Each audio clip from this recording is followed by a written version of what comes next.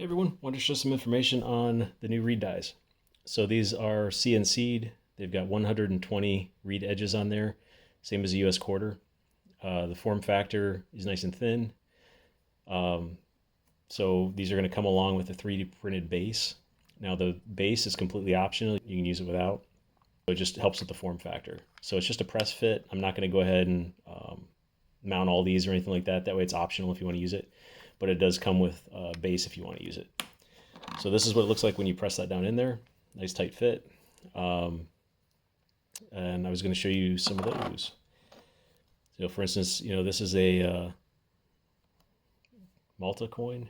That's how that looks. And then here's a copper coin. Now this one didn't have a reed edge on either side. You can see it's very similar to a US quarter. Now, just like anything else with all your other coin tools, you don't want to, this would not work with steel. So I wouldn't recommend this for really high nickel content, because steel will damage all your other coin tools as well. But as far as anything clad, copper, brass, silver, gold, this work great for it. So another thing on sizing, the center of these is 15 millimeters across. So it's a 15 millimeter opening. As these array down, so a US size 5 being 15.6 millimeter on the inner diameter, you would be able to do a US size 5 until about a US size 15, 16, depending on how thick your coin ring is. You've got 30 millimeters to work with from edge to edge. So for instance, this is a size 13 Morgan, not done yet, but just for size reference. If I drop that on there, you can see there's still a little bit of edge play there. So depending on the coin that you're working with, you can probably go up to about a size 15, almost a 16 if it's a thinner coin.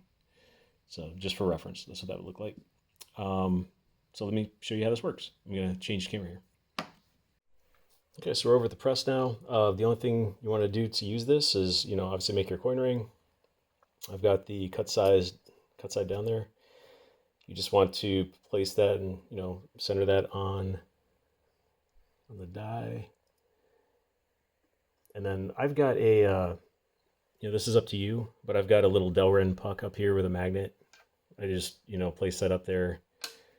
It's taken some abuse over time, but the idea is to try to protect the reed edge on the coin ring as you're pressing.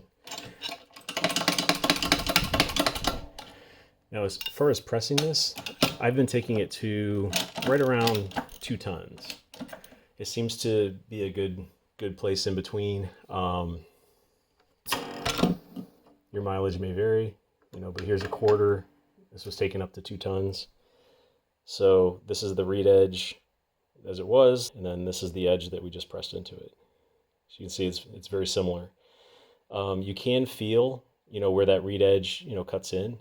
So what you could do is just take like one of these rubber mandrels, and you can just stick that on there. Just throw this in the drill, take a little bit of sandpaper, and just zip that edge just real quick. But yeah, it just takes that hard edge off.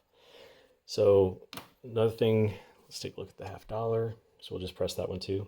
So here's just a US $50, just so you can see what that one looks like.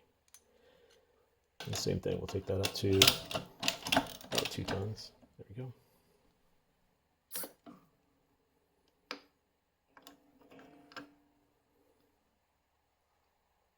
Look at the camera there.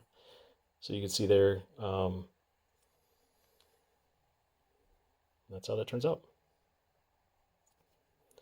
So if you're interested in these, there'll be a link below.